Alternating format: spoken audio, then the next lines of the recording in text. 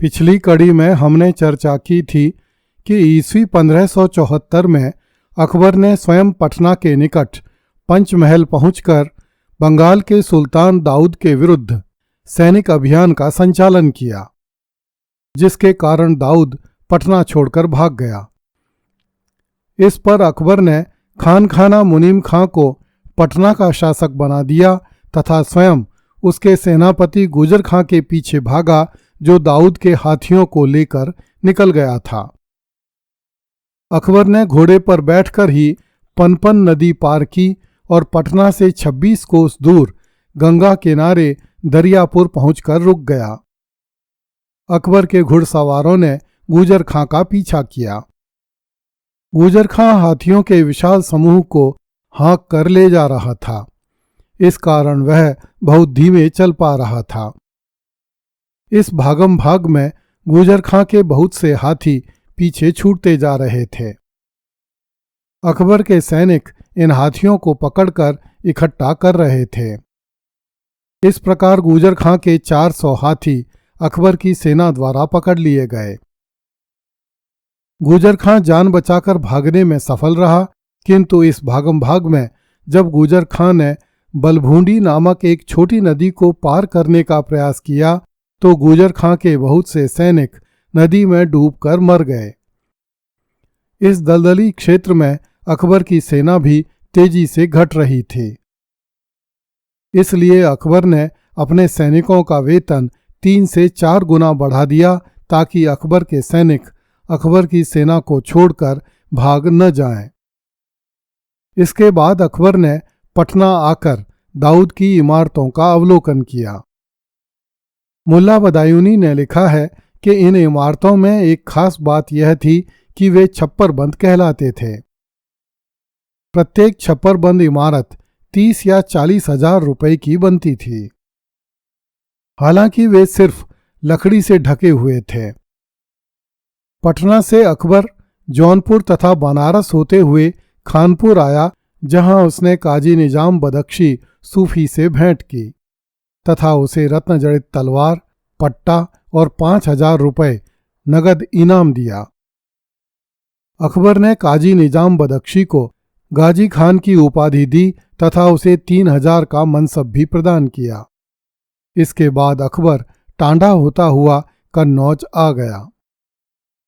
जब अकबर कन्नौज से आगरा जा रहा था और आगरा केवल 3 कोस दूर रह गया था, अचानक अकबर ने मार्ग बदल दिया और वह दिल्ली चला गया।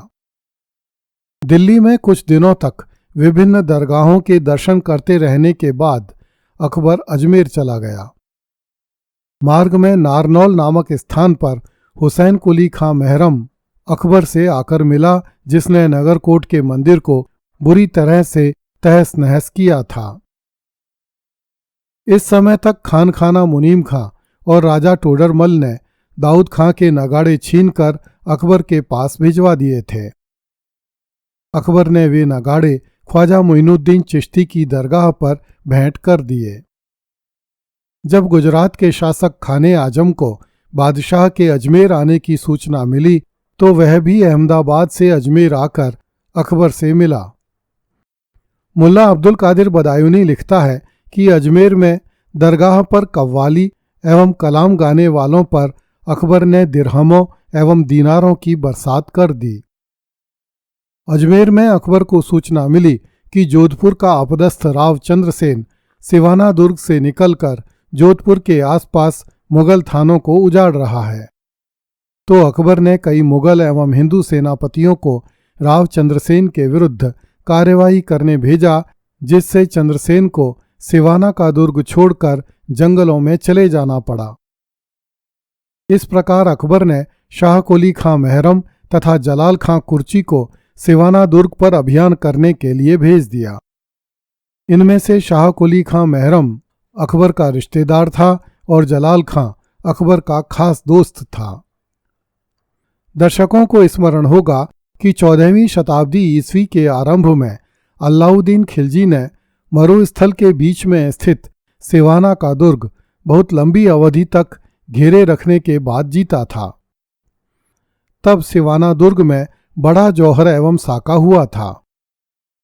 उस समय यह किला चौहानों के अधिकार में था और अकबर के समय में मारवाड़ के राठौड़ इस दुर्ग पर शासन करते थे। वास्तव में सिवाना दुर्ग पर अकबर की सेनाओं का अभियान ईस्वी 1572 से चल रहा था, जिस समय अकबर ने गुजरात का अभियान आरंभ किया था।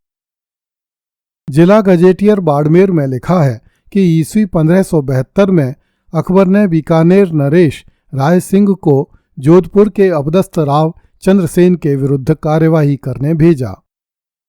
शाही सेना में मुगल सेनापति शाह कुली खां के साथ साथ केशवदास मेड़तिया, राजा जगत राय तथा राव राय सिंह आदि अनेक वीर हिंदू शासक भी थे। राव चंद्रसेन के भतीजे कल्ला राठौड़ ने सोजत में अकबर की सेना का मार्ग रोका, किंतु अकबर की सेना ने कल्ला राठौड़ को पराजित कर दिया तथा अकबर की सेना सिवाना की ओर बढ़ी। राव चंद्रसेन ने सिवाना का दुर्ग अपने सेनापति राठौड़ पत्ता की देखरेख में छोड़ दिया तथा स्वयं पहाड़ों में चला गया। जब शाही सेना ने सिवाना दुर्ग पर आक्रमण किया तो दुर्ग में स्थित राठौड़ों ने अकबर की सेना से डटकर मुकाबला किया। चंद्रसेन भी पहाड़ों से निकलकर मुगल सेना पर धावे करने लगा। अंत में ईस्वी 1574 में राय सिंह अकबर के पास अजमेर चला गया और उसने अपनी विफलता स्वीकार कर ली। इस पर अकबर ने तैयब खां, सैयद बेग तोखई, सुभान कुली खां तुर्क, खुर्रम अजमल खां, शिवदास एवं अन्य सेनापतियों के साथ एक बड़ी सेना सिवाना के विरुद्ध भेजी। चंद्रसेन पुनः पहाड़ियों में चला गया, जिससे शाही सेना उसे सम्मुख युद्ध में नहीं उतार सकी। अकबर ने नाराज होकर अपने सेनापतियों को खरी खोटी सुनाई तथा अगले वर्ष ईस्वी 1575 में जलाल खां को सिवाना जाने का आदेश दिया तथा उसके साथ सैयद अहमद, सैयद हमेश, शमाल खां तथा अन्य अमीरों को भेजा। चंद्रसेन ने इस सेना पर मार्ग में ही धावा करने का निर्णय किया, परंतु शत्रु को उसकी योजना का पता लग गया। इस कारण शत्रु ने चंद्रसेन पर आकस्मिक आक्रमण कर दिया। राव चंद्रसेन को भारी क्षति उठानी पड़ी। राव चंद्रसेन ने अपनी सेना का पुनर्गठन किया तथा एक दिन अचानक शत्रु पर आक्रमण करके मुगल सेना के मुख्य सेनापति जलाल खां का वध कर दिया। इस पर अकबर ने शाहबाज खां कम्बू को सिवाना अभियान पर भेजा तथा उसे निर्देश दिए कि सिवाना विजय पर ही ध्यान केंद्रित किया जाए। मार्ग में उसने दुनाड़ा में राठौड़ों को परास्त किया। एकदम धावा बोलकर सिवाना को जीतने में कठिनाई होती देखकर उसने रसद रोकने की नीति अपनाई तथा लंबी घेराबंदी के बाद दुर्ग रक्षकों को विवश करके समर्पण करने पर विवश कर दिया।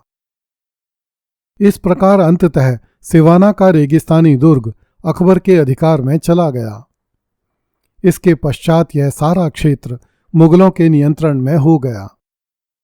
इस प्रकार गंगा किनारे स्थित पटना के किले से लेकर थार रेगिस्तान के सिवाना किले तक अकबर का अधिकार हो गया। अगली कड़ी में देखिए, अकबर ने अपनी सेनाओं का मुंह महाराणा प्रताप की तरफ मोड़ दिया। कृपया इस चैनल को लाइक, सब्सक्राइब एवं शेयर करें। धन्यवाद।